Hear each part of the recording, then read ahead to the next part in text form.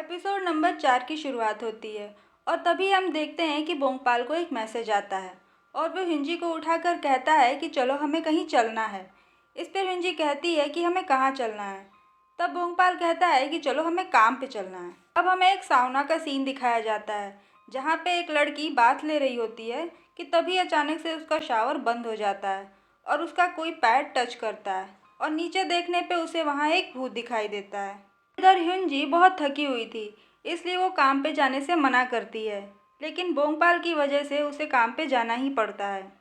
अब हम उन सीनियर्स को देखते हैं जो आपस में बात कर रहे होते हैं कि हमें बोंगपाल का ग्रेटफुल होना चाहिए क्योंकि उसकी वजह से आज हमारी जान बची है।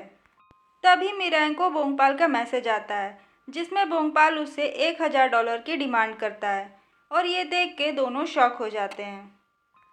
और तभी वहाँ हाउसिंग मैनेजमेंट वाले अंदर तक आ जाते हैं।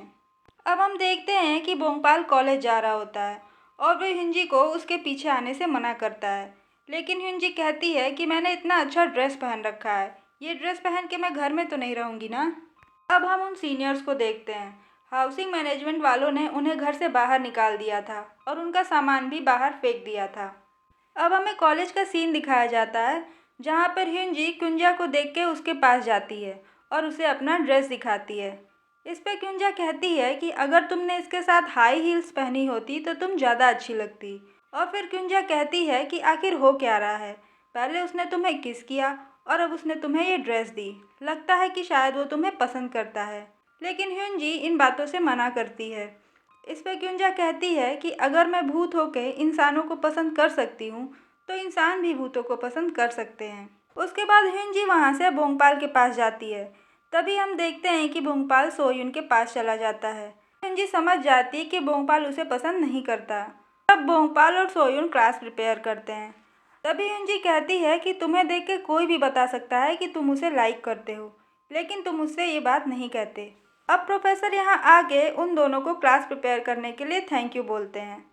तभी हम देखते हैं कि ह्यूनजी प्रोफेसर के हाथ पे लगे चोट को देखने के लिए उनके पास जाती है, लेकिन तभी प्रोफेसर को याद आता है कि वो अपना कोई सामान भूल गए हैं और वो उस सामान को लेने के लिए बाहर जाने लगते हैं, वो भी ह्यूनजी के बगल से।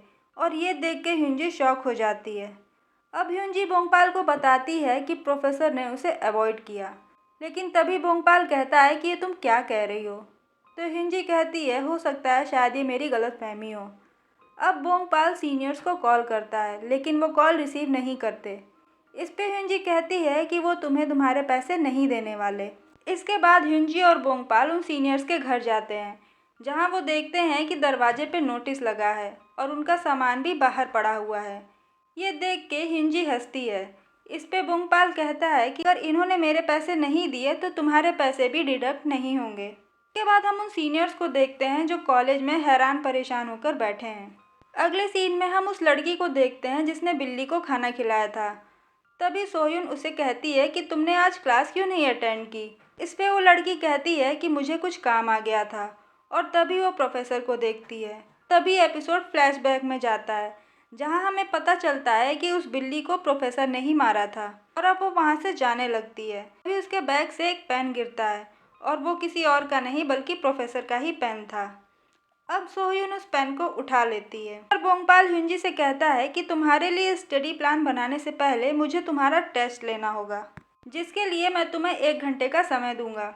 और टेस्ट लेने के बाद बोंगपाल कहता है कि तुम्हारे नंबर देख के तो लगता है कि तुम सेट का एग्ज़ाम क्लियर करने में 3 साल ले लोगी।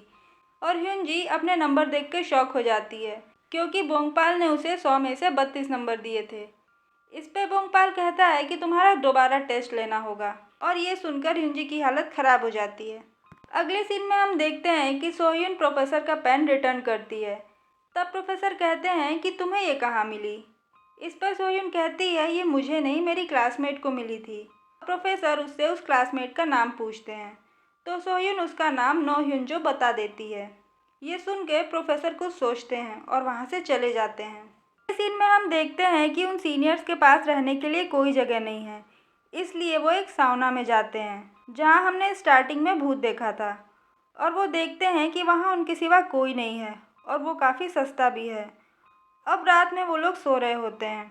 तभी इन रैंग को गर्मी लगने लगती है और वो बाहर चला जाता है और तभी रात में च्योनसेंग की आंखें खुल जाती हैं और वो अपने सामने एक भूत देखता है और डर के मारे वो भी बाहर भाग जाता है।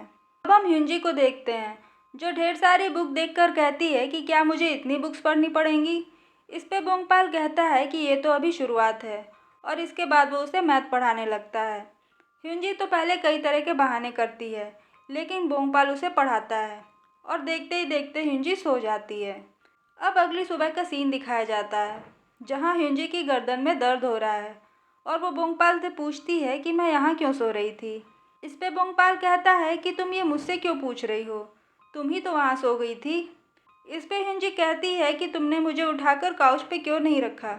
इस पे बोंगपाल कहता है कि तुम बहुत भारी हो और तुम्हारे लिए मैं अपने बैग को सेक्रीफाइस नहीं कर सकता। अब हम देखते हैं कि ह्यूंजी उस कमरे में चली जाती है जहाँ बोंगपाल ने उसे जाने से मना किया था।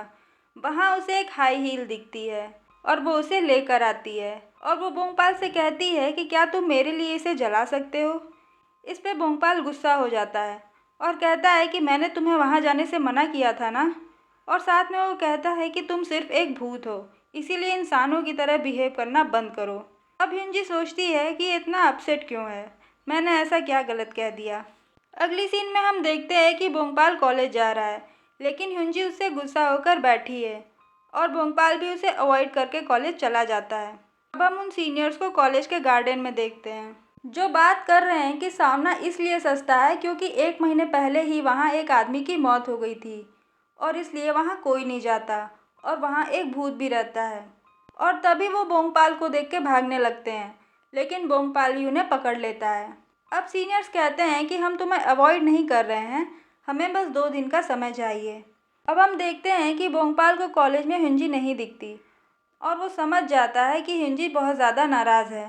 लंच टाइम में उसे याद आता है कि ह्यूंजी ने भी अभी तक कुछ नहीं खाया होगा। अब हम नेक्स्ट सीन में उन सीनियर्स को देखते हैं जो ब्लैक सूट पहनकर उस सावना में जाकर कहते हैं कि क्या आप भूतों से परेशान हैं, तो हम आपकी परेशानी सॉल्व कर सकते हैं। अब बोंगपाल घर आ जाता है। बोंगपाल को देखकर ह्यूंजी तो पहले खुश हो जाती है लेकिन फिर उसे याद आता है कि वो तो गुस्सा है। अब बोंगपाल कहता है कि घर की लाइट ऑफ क्यों है। इस पे ह्यूंजी कहती है मैं भूत हूँ ना इसलिए। अब बोंगपाल खाना बनाता है, ये देख के ह्यूंजी खुश हो जाती है लेकिन फिर उसे याद आता है कि वो तो गुस्सा है। अब बोंगपाल खाना खाकर वहाँ से चला जाता है। ह्यूंजी ढेर सारा खाना देख के खुश हो जाती है। हम देखते हैं कि उसी रात प्रोफेसर कहीं जा रहे हैं। अगली सीन में देखते हैं कि बोंगपाल पढ़ रहा होता है कि तभी उसे एक कॉल आती है। अब वो ह्यूंजी से कहता है कि वो अपने क्लासमेट से मिलने जा रहा है। तब ह्यूंजी कहती है कि क्या वो दोनों तुम्हें पैसे देने वाले हैं। इस पे बोंगपाल कहता है हाँ। अब ह्यूंजी कहती है कि मैं भी चल सकती हूँ। इस पे बोंगपाल कहता है अगर तुम चाहो तो चल सकती हो। अब अगले सीन में हम देखते हैं कि वो एक होटल में है और वहाँ वो बोंगपाल से कहते हैं कि अगर तुमने उस भूत को भगा दिया तो उसके बदले वो उसे $1500 देंगे। ये सुन के बोंगपाल वहाँ से जाने लगता है। अब इनरैंग उसे $3000 ऑफर करता है। इस पे च्योनसेंग उसे बाहर ले जाकर कहता है कि हमें टोटल $4000 ही मिलने वाले हैं, हम उसे $3000 नहीं दे सकते क्योंकि हमें भी पैसों की ज़रूरत है। अब अगले सीन में हम देखते हैं कि वो बोंगपाल को सावना में उसी जगह लेके जाते हैं जहाँ उन्होंने भूत को देखा था लेकिन वहाँ पे उन्हें कोई भूत नहीं मिलता, इसलिए वो अलग अलग डायरेक्शन में जाके ढूंढने लगते हैं और हम देखते हैं कि ह्यूंजी सो रही है। अब वो सीनियर बोंगपाल को फीमेल वॉशरूम में ले जाते हैं। इस पे बोंगपाल कहता है कि कोई आदमी यहाँ मरा था। इस पे वो जवाब देते हैं कि वो एक 50 साल का आदमी था जो हमेशा फीमेल वॉशरूम में ही आता था। अब समझ लो कि वो कैसा आदमी था, मतलब वो एक अच्छा आदमी नहीं था। अब हम देखते हैं कि ह्यूंजी सो रही है, तभी एक भूत आकर उसके पैर को टच करता है और अब ह्यूंजी डर कर वहाँ से भागते हुए बोंगपाल के पास आती है। तब बोंगपाल कहता है कि तुम ठीक हो ना। इस पे वो सीनियर सोचते हैं कि वो उनसे पूछ रहा है और उसके बाद वो कहते हैं कि हाँ हम ठीक हैं। अगले सीन में हम देखते हैं कि वो भूत ह्यूंजी को उठाकर भागने लगता है और बोंगपाल जाके उस भूत से फाइट करता है। अब ह्यूंजी वहाँ पे रखे ड्रिंक्स को पी लेती है और उससे फाइट करना शुरू करती है लेकिन वो भूत एक परवर्ट भूत था। तभी ह्यूंजी उस भूत के स्टमक पर वही रेड साइन देखती है और वो बोंगपाल से उसे वहाँ मारने के लिए कहती है। जैसे ही बोंगपाल उसे वहाँ पर मारता है वो भूत मर जाता है। अब अगले सीन में हम देखते हैं कि बोंगपाल और ह्यूंजी घर जा रहे हैं। लेकिन ड्रिंक करने की वजह से हिंजी वहीं बैठ जाती है और जाने से मना कर देती है। और उसके बाद वो वहाँ ज़ोर ज़ोर से रोने लगती है और कहती है कि मुझे तो ये भी नहीं पता कि मैं कैसे मरी। क्या तुम्हें लगता है कि मैं इसलिए मरी क्योंकि मैं मरना चाहती थी, या मैं इसलिए भूत हूँ क्योंकि मैं भूत बनना चाहती थी? ये सुन के भोंगपाल को बुरा लगता है और अब भोंगपाल उसे उठाकर घर ले जाता है। अब यहाँ से सीन शिफ्ट होता है और अब हिंजू को देखते हैं, जिसे पीछे से प्रोफेसर बुलाते हैं और कहते हैं कि तुम आज बहुत लेट घर जा रही हो। हिंजू को पेन दिखाकर कहते हैं कि ये पेन तुम्हें कहाँ मिली, लेकिन हिंजू कोई जवाब नहीं देती। इस पर प्रोफेसर कहते हैं कि ये जगह बहुत शांत है और शायद ही यहाँ कोई आता होगा। उसके बाद वो हिंजू की गर्दन पकड़ लेते हैं और ये एपिसोड यहीं ख़त्म हो जाता है।